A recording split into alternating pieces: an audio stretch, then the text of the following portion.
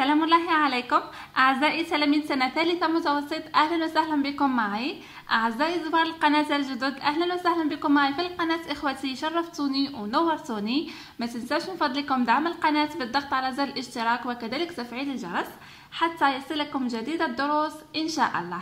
اليوم تابعوا معي أحبتي صفحة رقم 11. اليوم إن شاء الله راح نبدأ في لا بروميير سيكونس اللي هي produire une brève. كما شرحت لكم في الفيديو السابق، une brève تعني موجز أو نبذة عن خبر لحدث ما. يعني لا brève هذه نكتب فيها فقط الأحداث أو يعني الأشياء المهمة المتعلقة بالحدث. فوالا، هذا كامل راح نشوفوه مع بعضنا في هاد لا سيكونس. تبعوا معايا جيدا، يعني الدروس راهي سهله، فقط تبعوا معايا الشرح وركزوا معايا وراجعوا دروسكم، راح يكون سهل عليكم باذن الله. راح نبداو صفحه رقم 11. تابعوا معي اعزائي. فقط انا هنا اعتذر لانه هذه راهي مطبوعات وراهي يعني ماهيش بالالوان، راهي عن نوار بلون. لما ان شاء الله سهل ربي نرجع للبلاد راح نكملوا بالكتاب احسن. المهم انتم توصلكم المعلومه وتحضروا دروسكم. فوالا، observe l'illustration، يعني راح نلاحظوا هاد الصوره. شوفوا معايا هنا. qu'est-ce que tu lis dans le journal papa؟ ماذا تقرأ يا أبي في الجريدة؟ هنا d'après toi، شوفوا معايا هنا السؤال. d'après toi quelle serait la réponse du père؟ يعني على حسابكم انتم ماذا ستكون إجابة الأب؟ هنا كل تلميذ يحاول يجاوب حسب يعني واش راهو فاهم أو حسب رأيه، كل واحد عنده فكرة. يعني حاولوا أنكم يعني تتخيلوا الإجابة أو فوالا، يعني كل تلميذ يحاول يجاوب على هذا السؤال. j'écoute et je comprends. أستمع وأفهم. Maintenant, tu vas écouter un document sonore. N'oublie pas de lire les questions avant chaque écoute. Voilà. يعني الآن ستستمع إلى وثيقة مسموعة أو وثيقة صوتية، ولا تنسى قراءة الأسئلة قبل كل استماع. وعلاش لهنا لازم علينا نقراو الأسئلة قبل ما نستمعوا للنص؟ حتى تكون عندنا يعني نقدروا نستخرجوا الأجوبة. يعني لما تعرف السؤال راح يعني مباشرة لما تسمع الكلمات مثلا الموجودة في السؤال راح تعرف الإجابة. فوالا، يعني هذا هو الهدف تاع قراءة الأسئلة قبل الاستماع. لهنا رايحين نقراو الأسئلة مع بعض. numéro 1. que lit finalement le papa dans le journal؟ ماذا يقرأ الأب في الجريدة؟ يعني هذه الأجوبة راح نلقاوها في النص المسموع. dans quelle rubrique se trouve cette information؟ في أي زاوية توجد هذه المعلومة؟ dans la rubrique de sport ou rubrique de sport، يعني الزاوية الرياضية. rubrique politique، الزاوية السياسية. rubrique société، الزاوية الاجتماعية أو زاوية المجتمع. rubrique économie، أو أنها في زاوية الاقتصاد. فوالا، هنا رايحين تستمعوا إلى النص. يعني أنا نقرأها عليكم، هو ماهوش مكتوب ولكن أنا نقرأه لكم ونعطيكم الترجمة. أنتم ركزوا معايا، بعد الاستماع رايحين نحاولوا نجاوبوا على الأسئلة. Qu'est-ce que tu lis dans le journal, papa? Je lis une brève très intéressante dans la rubrique Société. Que rapporte-t-elle? Durant ce week-end, l'accès au théâtre régional d'Oran ne se fera pas par billetterie, mais avec des livres. Je t'explique. Il suffit à la personne qui a envie d'accéder au théâtre de laisser un livre à l'entrée au lieu d'acheter un billet. Mais que feront-ils de tous ces livres, papa? Le but de cette initiative est d'acquérir un grand nombre de livres pour les offrir à la bibliothèque de l'hôpital pédiatrique de Canastel. Super! Allons-y, papa. فوالا هنا قرينا هذا النص، نتوما استمعوا جيدا، راح نعطيكم الترجمة يعني باش تفهموه أحسن ونواصل الإجابة على الأسئلة. يعني qu'est-ce que tu lis dans le journal papa؟ ماذا تقرأ في الجريدة يا أبي؟ قال له je lis une brève très intéressante dans la rubrique société. أنا أقرأ موجز لخبر مهم جدا في الزاوية الاجتماعية أو في المكان المخصص للأخبار الاجتماعية في الجريدة. que rapporte-t-elle؟ يعني ماذا أو ما هو موضوع هذا الخبر أو هذا الموجز؟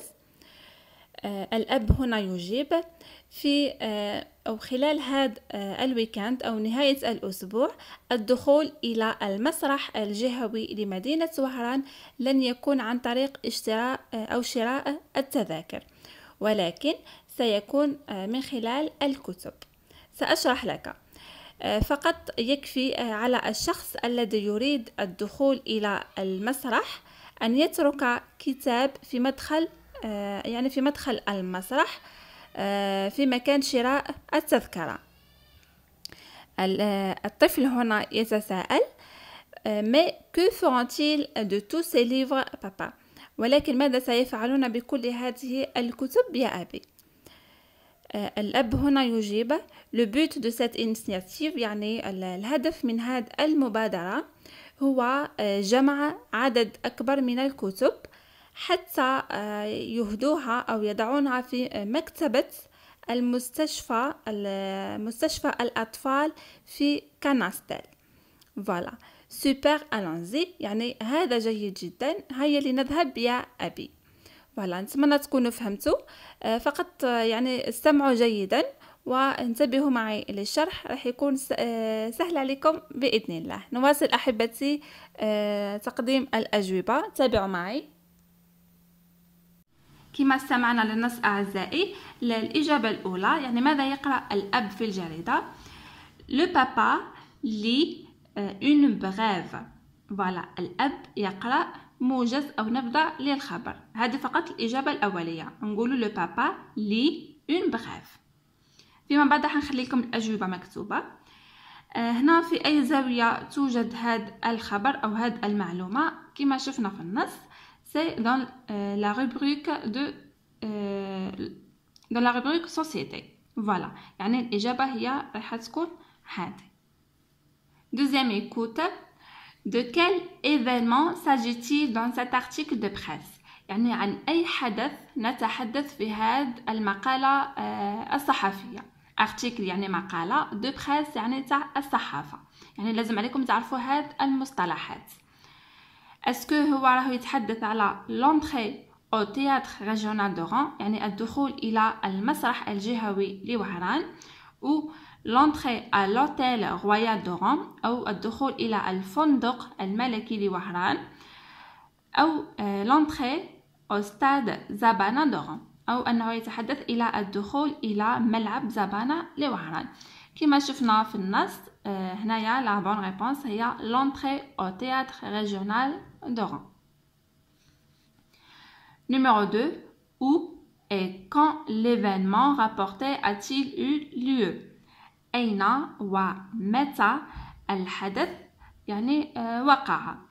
كما شفنا كذلك واستمعنا في النص où يعني à Oran أو لا نقولوا au théâtre régional d'Oran. au théâtre régional d'Oran هي où et quand ce week-end. voilà هادو يعني où و quand يحددونا الزمان والمكان. ننتقل إلى المرحلة الثالثة. troisième écoute. numéro 1. Comment se fera l'entrée au théâtre régional d'Oran ce week-end؟ هنا كيف ستكون أو كيف يكون الدخول إلى المسرح الجهوي لمدينة وهران في هذا نهاية الأسبوع. اسكو راح يكون l'entrée se fera avec des livres؟ l'entrée sera gratuite ce week-end يعني اسكو راح تكون بالكتب أو أنها تكون مجانية أو أنها تكون avec des billets يعني بشراء التذاكر. كما شفنا في النص l'entrée se fera avec des livres. فوالا. يعني لما تقراو الأسئلة هنا وهنا حاولوا تكونوا أذكياء يعني وتلتقطوا الأجوبة. فوالا. باغ اكزومبل كيما لهنا عندنا او اي كون. او سي لو تياتر ريجيونال دو رون، هو المكان. كون شوفوا لهنا سو ويكاند. فوالا، الأجوبة راهي مرتبطة مع بعضها. Question numéro 2. Pourquoi avoir choisi ce moyen d'entrée inhabituel ce week-end? لماذا اختاروا هذه الطريقة للدخول الغير معتادة في نهاية هذا الأسبوع؟ لهنا كما شفنا كذلك في النص هما اختاروا هذه الطريقة حتى يجمعوا أكبر عدد من الكتب ويهدوها إلى مكتبة مستشفى الأطفال في كانستيل. Donc la bonne réponse est ils ont choisi ce moyen d'entrée inhabituel ce week-end afin d'acquérir des livres pour les offrir à la bibliothèque de l'hôpital pédiatrique de Canastel. Voilà. Numéro 3. Cet événement est-il réel ou imaginaire? يعني هذا الحدث هل هو حقيقي أو خيالي؟ Cet événement est réel. يعني هو خبر حقيقي. Numéro 4. À quelle question as-tu répondu pour avoir l'essentiel de l'info؟ أو ما هي الأسئلة التي أجبت عليها حتى تتحصل على أهم يعني المعلومات الموجودة في الخبر؟ كما شفنا مع بعض احنا جاوبنا السؤال الأول اللي هو de quel événement، يعني هذا نحطوا له السؤال quoi، يعني ماذا حدث. و أين المكان، هنا الحدث هنا المكان. quand هنايا الزمان. comment يعني كيف وقع الحدث. و pourquoi ولماذا. donc ماذا، أين، متى، كيف ولماذا. هادو هما أهم الأسئلة اللي لازم نجاوبوا عليهم حتى نتحصلوا على une brève. voilà. نواصل هنا. L'info rapportée par ce document est-elle détaillée ou brève؟ المعلومة المنقولة من هذه الوثيقة أو هذا الخبر هل هي مفصلة يعني فيها تفاصيل كثيرة أو أنها موجزة؟ donc هنا la bonne réponse une brève. voilà, l'info rapportée par ce document est une brève. voilà. Numéro 6. Sais-tu comment on appelle des informations rapportées de façon courte, concise؟ voilà. لهنا هل تعرف كيف نسمي هذه المعلومات أو هذه الأخبار المنقولة بهذه الطريقة القصيرة؟ نعم، ce sont des brèves. هذه هي la bonne réponse. يعني هذه الأخبار الموجزة والصغيرة تسمى une brève. أنا راني نشرح لكم ونعاود في كلمة une brève يعني باش تفهموها جيدا وما تلقاوش فيها صعوبة في الدروس القادمة. نواصل هنا.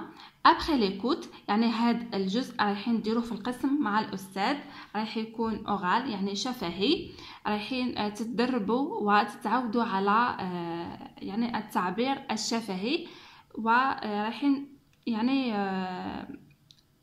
تحاولوا أنكم ديروا une brève. voilà.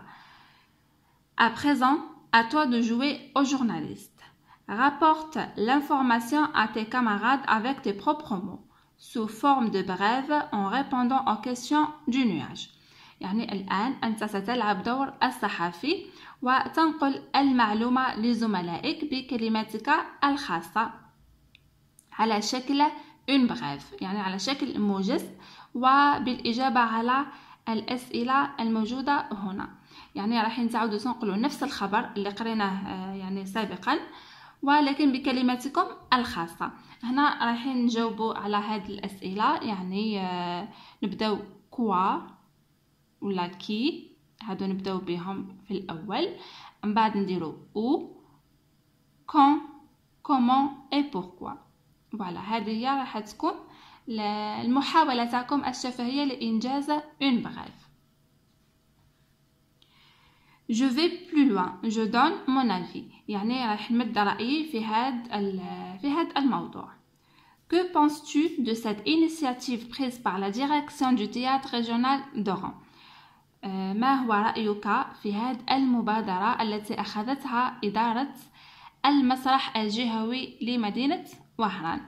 نتسلحنا كل تلميذ يعني راح يقول الرأي تاعو. هي مبادرة جيدة، هي مبادرة حسنة يعني بالنسبة للأطفال، خاصة إذا رايحين يهديو هاد الكتب للأطفال. يعني كل واحد يحاول يعبر على الرأي تاعو بكلماته الخاصة. Je pense que c'est une très bonne initiative parce que moi aussi je crois que. يعني هاد العبارات رايحين تبداو بها باش تعبروا على رايكم، باش تجاوبوا على هذه. يعني تقول انا اظن او في رايي انها مبادره جيده لان لماذا. moi aussi je crois que انا ايضا اظن ان او انها مبادره جيده. هاد العبارات تستعملوها باش تجاوبوا على هذه. فوالا، بهذا نكون اعزائي التلاميذ وصلنا لنهايه درس اليوم. نتمنى تكونوا دخلتوا يعني في الموضوع او في موضوع الدروس. راهي دروس سهله باذن الله. نلتقي في الفيديوهات القادمه. ما تنسونيش احبتي من صالح دعائكم ومن بارتاج لهذه الفيديوهات. اترككم في رعايه الله وحفظه وسلام الله عليكم.